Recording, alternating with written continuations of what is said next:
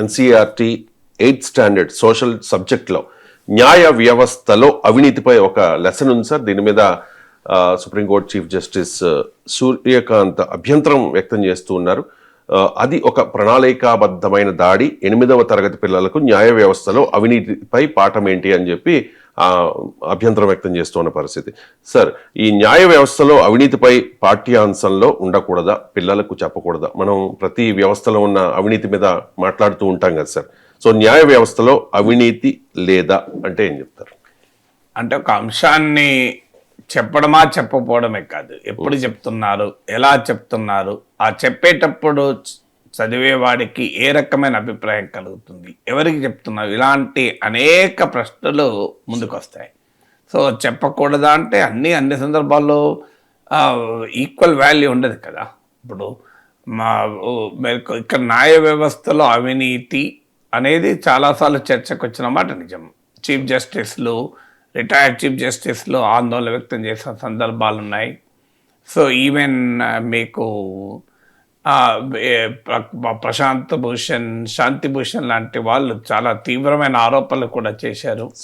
So అలాంటి న్యాయ వ్యవస్థ, అరుణ్ జైట్లీ లాంటి వాళ్ళు అయితే ఓపెన్గా కామెంట్ చేశారు, నేను ministry of law and justice కాదు, మినిస్ట్రీ ఆఫ్ ఎంప్లాయ్మెంట్గా మారిపోయాను, ఈ రిటైర్మెంట్కున్న జడ్జెస్ వారి పోస్ట్ రిటైర్మెంట్ పదవుల కొరకు నా చుట్టూ తిరుగుతున్నారు అని. సో ఇలాంటి అనేక రకాలైనటువంటి ఆరోపణలు ఉండవచ్చు. కానీ ఒక వ్యవస్థలో కొంతమంది వ్యక్తులు చేసేటువంటి తప్పుల్ని ఆ ఎంటైర్ వ్యవస్థపైనే ఒక రకమైన వ్యతిరేక అభిప్రాయం రాకుండా జాగ్రత్త పడాలి. న్యాయ వ్యవస్థ మొత్తంలో అవినీతిలో కూరుకుపోయింది, న్యాయ వ్యవస్థ అంతా అవినీతిమయం అనే భావన కలిగించే రీతిలో పాఠ్యాంశం ఉంటే తప్పు. పాఠ్యాంశం ఇప్పుడు ఎన్సీఆర్టీ వెబ్సైట్లోకి వెళ్ళి తొలగించారు. సో ఆ పాఠ్యాంశాన్ని చదవలేదు కనుక ఆ పాఠ్యాంశాలు ఏముంది అని తెలియదు. మీడియాలో వచ్చింది అయితే న్యాయ వ్యవస్థ ఎదుర్కొంటున్న సవాళ్ళు అనే క్రమంలో కేసుల పెండింగు, సత్వర న్యాయము పేదలకు దొరుకుతుందా, ఇలాంటి విషయాలు చర్చిస్తూ అందులో భాగంగా న్యాయ వ్యవస్థ అవినీతి గురించి కూడా ఉంది అని. బట్ అందువల్ల మొదటిగా మనకు అర్థం కావాల్సింది, అవినీతి పరులు అన్ని వ్యవస్థల్లోనూ ఉంటారు. సో కానీ ఆ వ్యవస్థలో ఉండే అవినీతి పరుల గురించి ప్రస్తావించేటప్పుడు వ్యవస్థపైన అపనమ్మకం కలిగే రీతిలో ఉండకూడదు. బహుశా సుప్రీంకోర్టు చీఫ్ జస్టిస్ ఆగ్రహానికి కారణం అది వ్యవస్థ మొత్తాన్ని ఒక బ్యాడ్ లైట్లో చూస్తుంది. అందుకే ఆయన స్టేట్మెంట్లో ఉంది, వ్యవస్థపై దాడి చేస్తే అంగీకరించే ప్రసక్తే లేదు అని.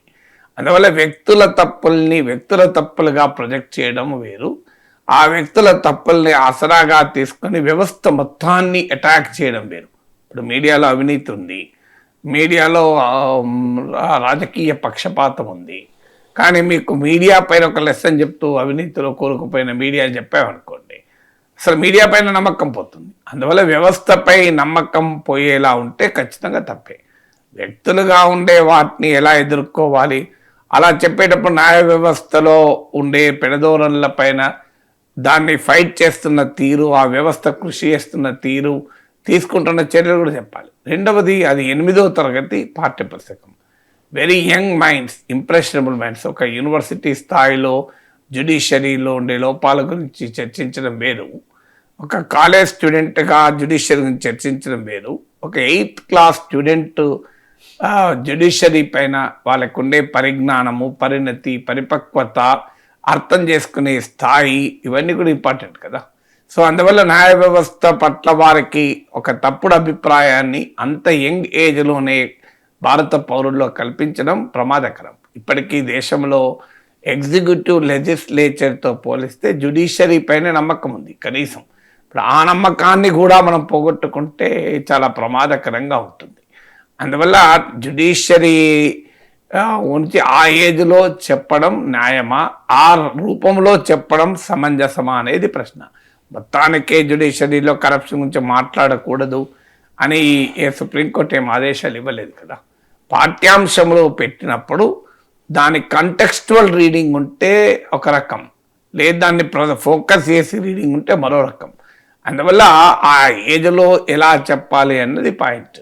ఎందుకంటే ఎగ్జిక్యూటివ్లో కరప్షన్ ఉంది, లెజిస్లేచర్లో కరప్షన్ ఉంది, భారతదేశ ప్రజాస్వామ్యంలో ప్రజా జీవితంలో అవినీతి ఎలా ఉందని చర్చించడం వేరు. మళ్ళీ corruption in democracy, corruption in society అనే పాఠం చెప్తూ ఆ పాఠంలో భాగంగా బ్యూరోక్రాట్లు, రాజకీయ నాయకులు, కొంతమంది న్యాయాధికారులు, న్యాయమూర్తుల్లో కూడా ఇలాంటి ఆరోపణలు వచ్చాయని చెప్తే అదొక రకం.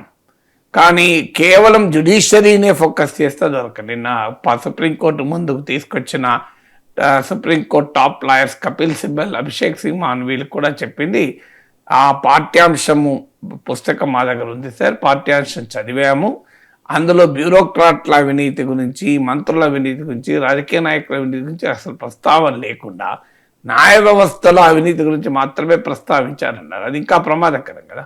ఒక బ్రాడర్ కాంటెక్స్ట్లో డెమోక్రసీలో ఉండే అనేక సవాళ్ళలో ఇదొక సవాల్గా చెప్పడం వేరు.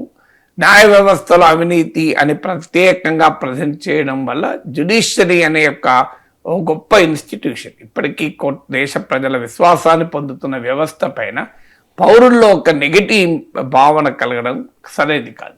అందువల్ల దాన్ని ఏ రూపంలో చెప్తాము, ఏ కాంటెక్స్ట్లో చెప్తాము, ఏ రకమైన పద్ధతుల్లో చెప్పాలి, ఎవరికి చెప్పాలి అనేది ఇంపార్టెంట్ కదా. అందువల్ల టెక్స్ట్ బుక్లో ఉండడం అనేది ఒక క్వశ్చన్. ఇక్కడ న్యాయ వ్యవస్థలో అవినీతి లేదా అంటే అవినీతి ఉందని గతంలో చాలాసార్లు చర్చ జరిగింది.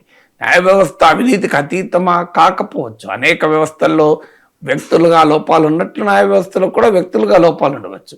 దాన్ని వ్యవస్థకు ఆపాదించకూడదు. వ్యవస్థ పైన తప్పుడు అభిప్రాయాన్ని కలిగించేటువంటి వాతావరణం రాకూడదు. ప్రతి వ్యవస్థలోనూ పొరపాటు ధోరణులు ఉంటాయి, పొరపాటు చేసే వ్యక్తులు ఉంటాయి. ఆ ధోరణులపైన ఫైట్ చేయాలి, ఆ వ్యక్తులపైన ఫైట్ చేయాలి. న్యాయ వ్యవస్థలో ఉన్న అనేక మంది గొప్పవారు న్యాయ వ్యవస్థలో ఉండే ఈ లోపాలపైన పోరాడిన చరిత్ర కూడా ఉంది. అందువల్ల we have to see it in a holistic way, ఒక సమగ్రమైన రూపంలో దాని సమస్యను చూడాలి. అదే సమయంలో న్యాయ వ్యవస్థ ఏ రకమైన విమర్శలు చేయకూడదు, న్యాయ వ్యవస్థ పైన ఏ రకమైన ప్రశ్నలు వేయకూడదు అనేది కూడా కరెక్ట్ కాదు. అది సుప్రీంకోర్టు తీర్పుల్లో కూడా అనేకసార్లు చెప్పారు.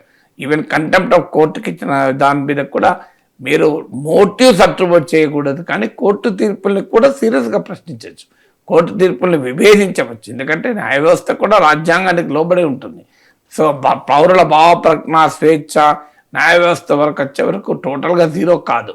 కానీ న్యాయమూర్తులు ఒక ఫలానా కారణంతో ఈ జడ్జిమెంట్ ఇచ్చారని వాళ్ళకు మోటివ్స్ అట్రిబ్యూట్ చేయడం అనేది న్యాయ వ్యవస్థ పట్ల ప్రజల విశ్వాసాన్ని దెబ్బతీయడానికి కారణమవుతుంది. అందువల్ల ఆ పని చేయకూడదు అన్నారు. న్యాయ వ్యవస్థను ప్రశ్నించకూడదు, న్యాయ వ్యవస్థను విమర్శించకూడదు కాదు. అందువల్ల వ్యవస్థాగత ధోరణులను ఒక సదుద్దేశంతో ఒక సమగ్ర అంశంగా చూసినప్పుడు ఒక రకమైన అభిప్రాయం కలుగుతుంది.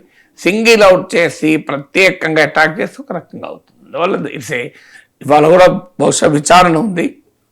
సుప్రీంకోర్టు ఏ మార్గదర్శకాలు ఇస్తుందో చూడాలి. ఈలోగా ఎన్సీఆర్టీ మాత్రం ఆ పాఠ్యాంశాన్ని తొలగిస్తున్నట్లు ప్రకటించింది.